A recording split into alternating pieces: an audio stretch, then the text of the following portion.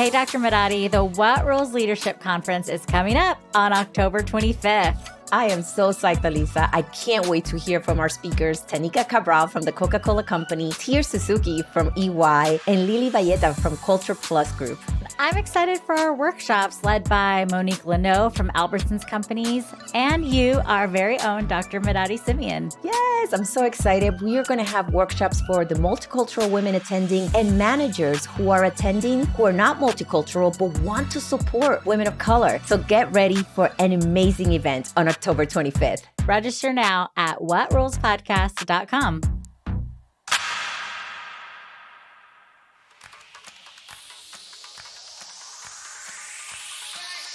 Hey everyone, we're so glad you're here. I'm Elisa Monjadas. I'm a marketing leader and executive coach.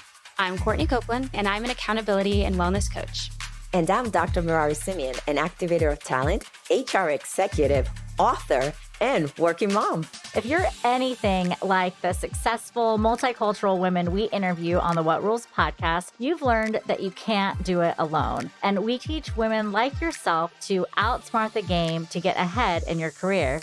We're really talking about those rules that we grew up with as women and the expectations that have been placed on us. Our mission is to change the face of leadership at What Rules Podcast. As you listen to our talented guests, take note and take action. Go ahead, go and break those rules.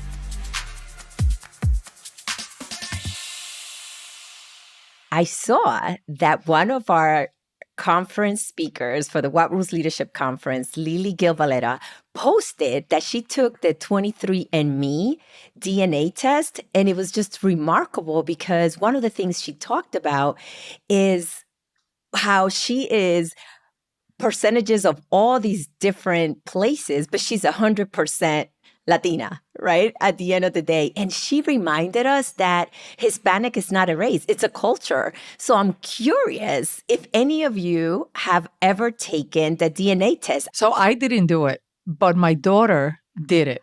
And I can tell the percentage that is my husband because he's all Eastern European. Yes. And then I'm the other side, all Canary Islands, Caribbean. So I sort of got it a little bit through her. I'm like, Canary Islands, Caribbean, that's me. That's me. That's my side. Yeah. How about you, Courtney? Yeah. I have taken it, and I am all over. It's a lot of European, East African. There's also some Caribbean in there. I'm like 0.1% Jewish. There's so many different things in there, which didn't surprise me just knowing my mom's ancestry. But seeing it like down to the percentage blew my mind. Yes. You see, I was born and raised in San Germán, Puerto Rico, but my story does not start there. And that's really what I found through the ancestry DNA. I always knew Puerto Ricans' bloodlines were a mix of European, African, and native Taino Indians. But when I did the DNA test, it revealed the geographic places where I like to say my story really began. Like you, Courtney, I had Jewish, I had all the Italian, all these other stuff, but there were four main ones that it was indigenous Taino from Puerto Rico, Central Africa, specifically Cameroon, which was pretty cool and interesting because I learned that Cameroon is the world's 53rd largest country. I had no idea, as well as the Republic of Congo, Portugal, and Spain. I'm like, okay, that's five main ones. But that's where my story really began, where my ancestors are from. And it was pretty cool because I went in and started digging and I was able to find the documents under a copy when my grandfather came in a boat into Puerto Rico. So it was so enlightening to actually learn more about my ancestry. So it was pretty cool. So I recommend people to take it, if anything, just to really learn where your story really began. But it also brings us together, right? Because it reveals so much commonality in our backgrounds, right? That we think we're from one place, but we are from so many multiple places. And we all have like the 7 degrees of Kevin Bacon separation. We're all connected, right? Yeah. world, Yeah. yes, of course, our root is Latinos. That's who we are. But we also have this incredibly rich background that connects us to so many other people in the world. And that's what's fabulous. I love how you put that because you're absolutely right. These are the pieces that connect us.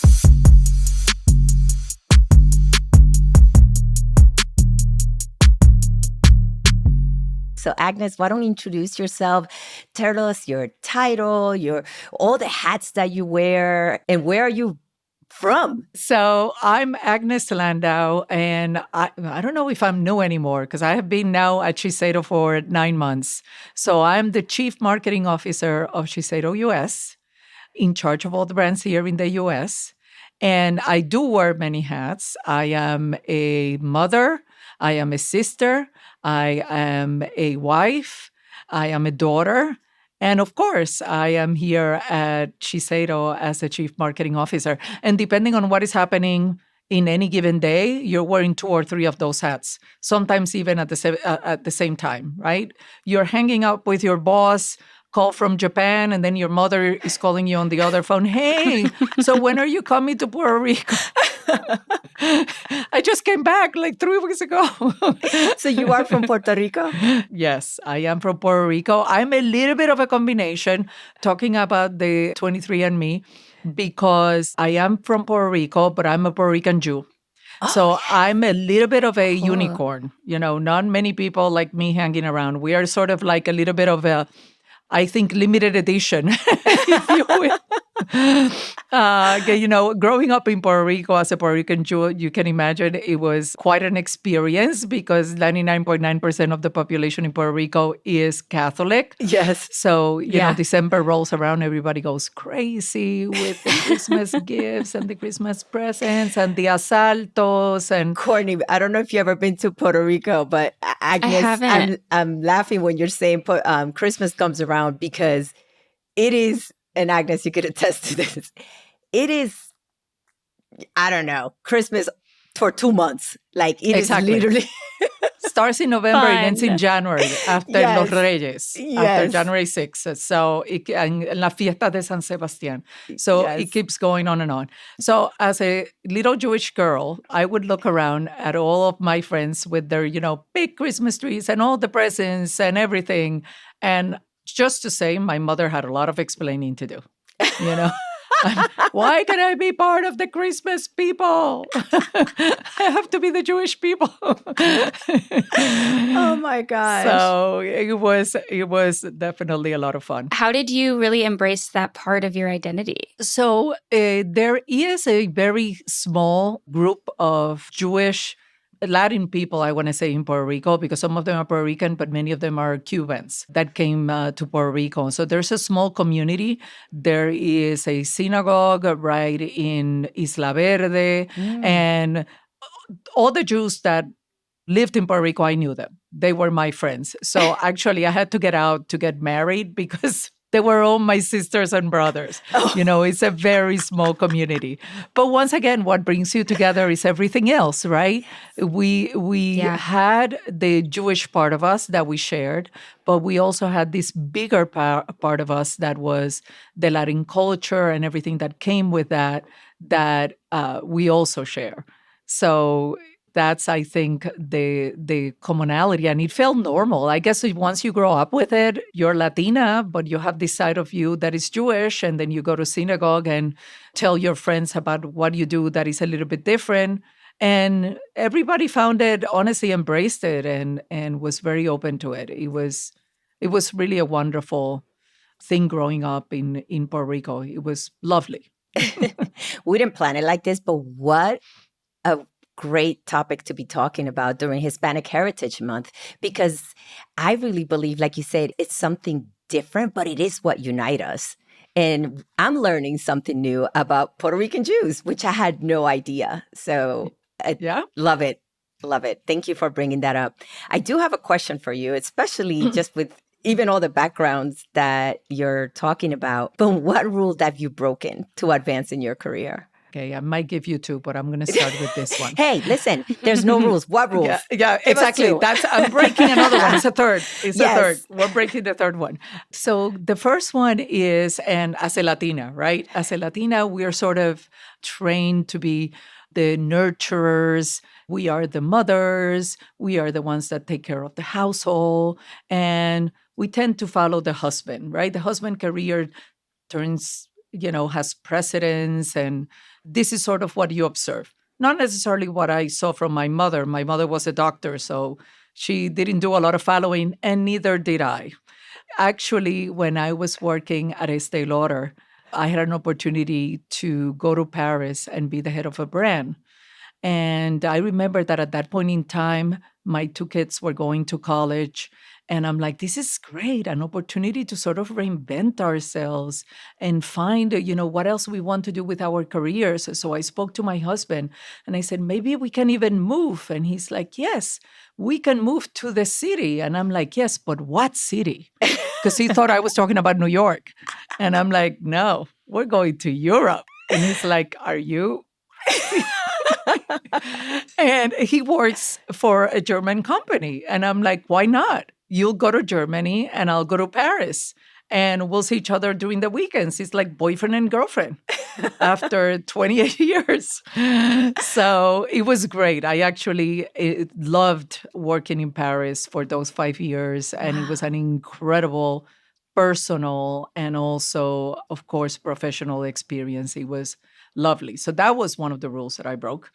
And I think the second rule was sort of embracing myself as I am, right? As a Latina, I have an accent. I speak with my hands. You're not seeing them, but they're moving. And that's who I am. And I think at the beginning of my career, I was taking all these courses on how to do public speaking and things like that. And they really want you to not move your hands and to sort of soften your accent if you can. And I'm like, you know what? I better that, because I don't know how to do that. I don't know how to do that. And actually, kudos to the person that was my sponsor, because he said, you know what? Your accent, your hands, they come out of synergy. And it's your own personal energy, and it's great to watch. Just keep it. Just do what you do. Keep going. And I did. I love that. It just shows how important the sponsors are, right?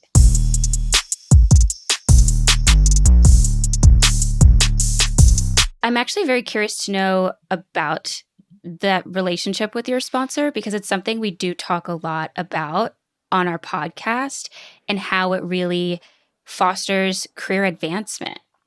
So, like, with this sponsor, what's the biggest impact they had on you in your career? I think when somebody believes in you, particularly so early on in your career, you just see possibilities and you just want to live up to that image and you do everything.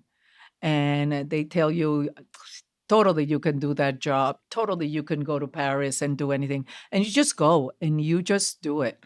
Mentors have been an incredible force in my career. Honestly, I would not be where I am if not for the people that I met throughout my career that, extended that hand and pulled me through too. And I think it's our responsibility to pay that back. And I think it falls right into our theme, right? Don't do it alone. I love that because it sounds like the mentors, the sponsor, your husband, you are not alone in this journey. I actually have counted my mentors, and I've had like 5 in my career. I mean, Wow. That's a lot. Wouldn't you say? I think that's an incredible amount.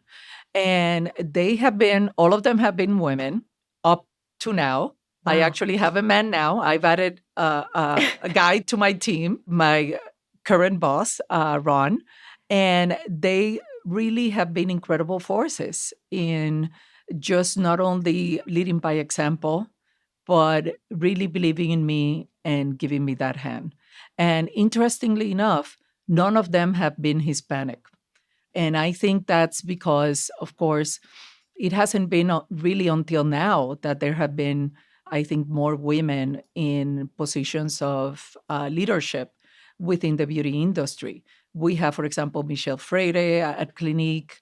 I'm here as a CMO at Shiseido, and I think now it's an incredible opportunity that we have to pull Latina women up. One of the things that we talk about is absolutely mentors. And some people have different mentors throughout their career, but it sounds like you were so fortunate enough to have these 5 mentors throughout your career. And I think that's just another example of you could have many mentors, or you can have just the core that stay with you throughout your career and seeing you shine.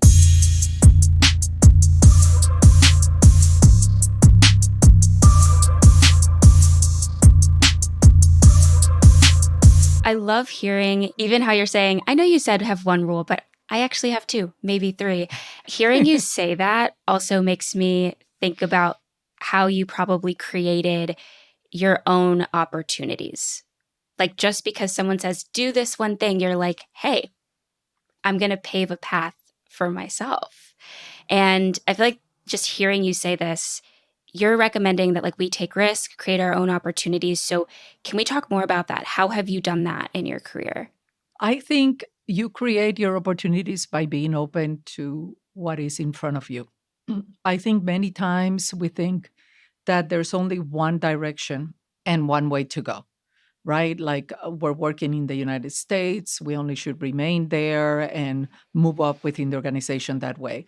And an opportunity opens up somewhere else. I think sometimes people feel afraid, right, of making a jump, particularly when it is a foreign country where you might not speak the language. Like when I went to Paris, I didn't speak French. Nobody understood why I wanted to go. They were like, "Are you French?" And I'm like, "No, but I'll learn it." So having that openness of taking the challenge and saying, you know what, I can do it. It's going to be fine. And no, I can't figure every single piece that is going to hit me right now, but it's going to be fine. I'm going to figure it out as I go along. So I think having that openness is super, super important. I wouldn't have landed in New York if I didn't think that way, because I was in Puerto Rico working when an opportunity opened up in the 80s. By the way, New York in the 80s, very different from New York right now. It was, a little bit more spicy, if we should say. And I didn't think about it twice. I packed my belongings, and in a month, I was in New York because an opportunity had opened up to do my master's in the city and a fellowship with Fordham University. And I wanted to obviously leverage that. And I said, I'm doing it. My mother came with me. And do you remember the Preppy murder in Central Park? That happened my first weekend in New York. My mother almost had a heart attack. She's like, we're going back to Puerto Rico. That's it. And I'm like, oh, we're not. I told everybody that I was finishing my MBA. And unless somebody's running after me with a knife, I'm staying here. Going back. So I stayed and I met my husband, and I loved New York. I think New York is an incredible, incredible city. So I think opportunities is about being open to what is in front of you. It's one of the things, and not being afraid to take that jump. I think the other thing that we have to be open to is mentors. Mentors are not necessarily going to come knocking to your door.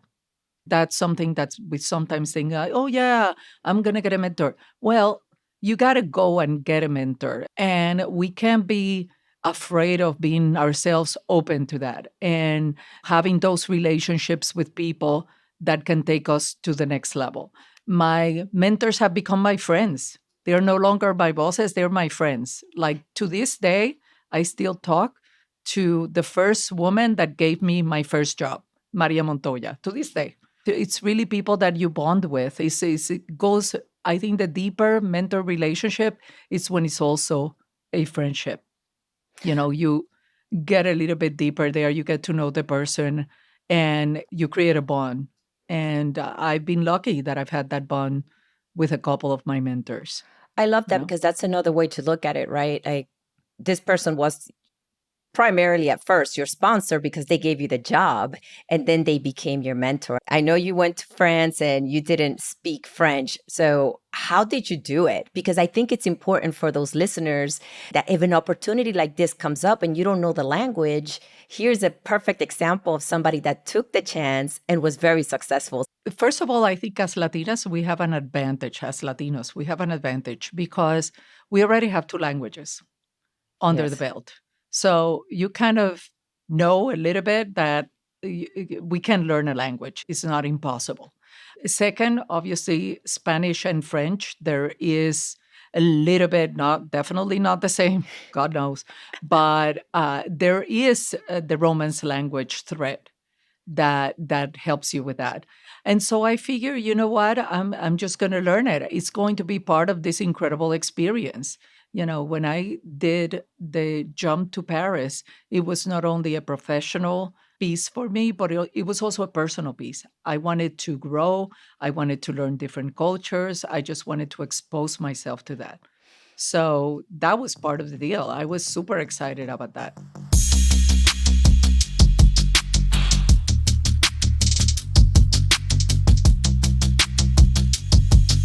I know you mentioned earlier how your sponsor kind of said, like, hey, your accent is what brings you who you are and brings you forward.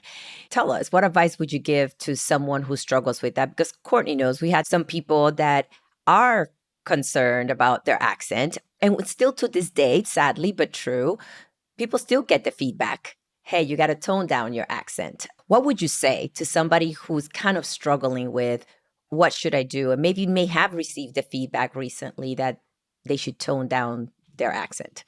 I really think you shouldn't. I think it's part of what makes us unique. What I found out through my career is that because I have an accent, people listen more closely. You know, it's sort of like hearing a different part of a melody. You know, everybody sounds the same as they're going up and speaking, and then suddenly comes a strange bird that sounds a little different, and you're like, wait a second, let me pay attention. So if you embrace it, other people will too.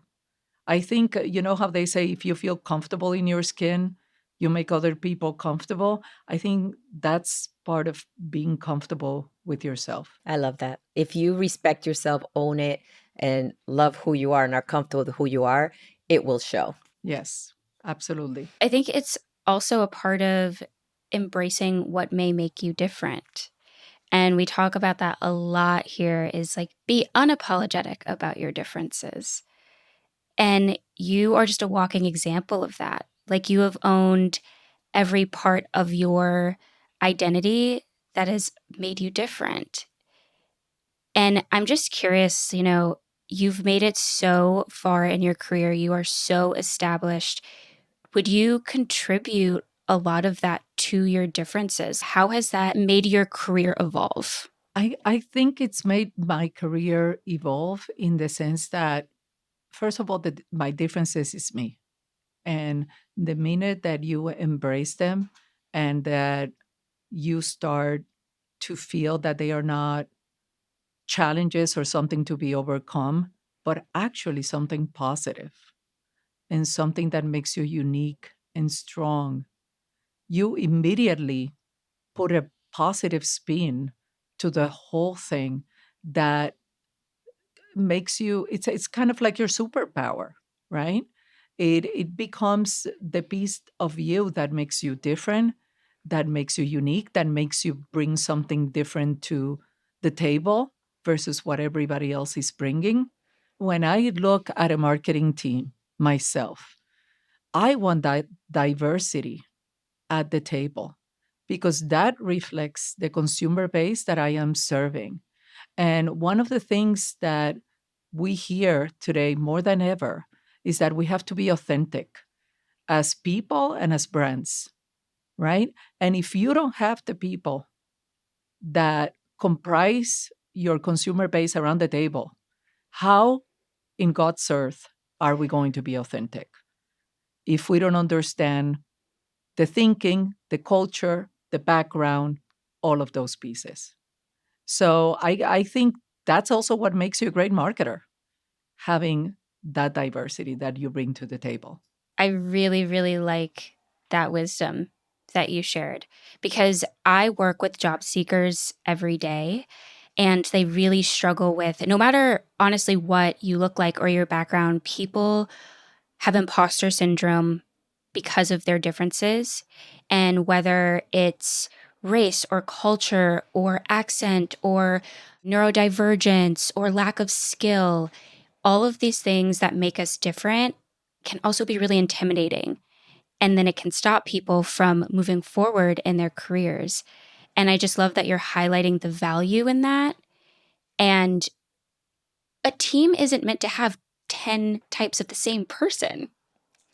So It that provides new perspective. and that leads me to, you figured out how important it is to be your authentic self. Now that you're a high level in the C-suite in your career, how do you help others figure out how to bring their most authentic self to the table? So I think two things. First of all, is making a conscious decision, first of all, to bring those voices to the table. Mhm. Because to what Courtney was saying, I was in a brand at one point in time that they were very given to hiring from a certain school, right? So what happened one day is that I remember I got 10 different analyses and they all said exactly the same thing, because everybody, to your point, thought exactly the same way.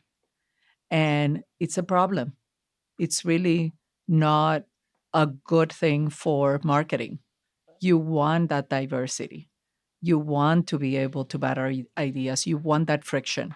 When you don't have that friction, you don't have the strength of communication and of innovation and of diversity, honestly, that you need. Okay, so it's extremely important. So you start from the beginning. You need the diversity of point of view around the table from day one. The second piece that I would say, and this is an advice that was given to me by one of my mentors and that I adore. It was actually during a performance review, and it was going really well. And she was just telling me all the things, all the different skills and what I was bringing to the table. And then she finishes. And then I said to her, okay, but Lynn, what are the things that I need to get better at? What are the things that I'm not doing well that I need to get better at? And she's like, you know what? I rather that you focus on your strengths and bringing that to your super level, to your superpower level, than figuring out these other little things over here. And I thought that was so powerful. Obviously, you have to have a certain level of skill in, it's not like you can completely not know how to do read a P&L in marketing, right? But once you have that basic skill set, really fueling the superpower of people, fueling the places where they can really shine and where Yes. they can really be incredibly outstanding, by God, right? What an incredible way to operate, right? And then you have different people that bring different things to the table. You have magic, right? So I think that was the other piece that to me is so important and that I tried to pass on. That was an incredible, incredible vote of confidence, made me feel great. And I was like, oh my God, what an incredible way to think about your skill set. We heard a lot, and it's all wonderful stuff. I'm wondering, Courtney, if you could tell us what you've learned from everything you heard today. You read my mind. I literally wrote it. I was reading it. I wrote a note and I was just about to say, my takeaway is your difference is necessary and needed, both in life and to advance your career. I love it. And that we shouldn't convince ourselves that we need to be anything else or anything more than who we are. I love it. I just want to ask one last question to wrap it up, because I love that we're celebrating our differences, because it is also what brings us together. So I wanted to ask Agnes, just because we are celebrating Hispanic Heritage Month, if there is a message that you would like to give to our listeners and specifically our Latino community. I think the message is this is a great time to be a Latina or Latino in the US and anywhere. I think that to me, there is a lot of hopeful signs.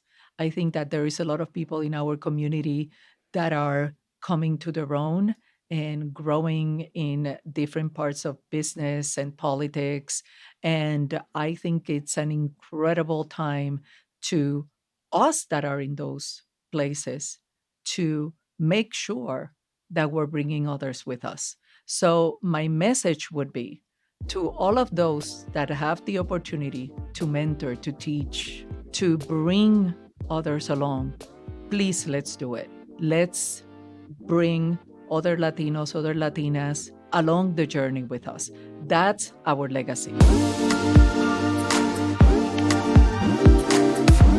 Want more advice on how to break the rules and outsmart the game to advance your career? Check us out on Instagram, YouTube, and our website, whatrulespodcast.com, for more insight from our guests and host, and join our community on LinkedIn where we discuss rule-breaking strategies for multicultural women.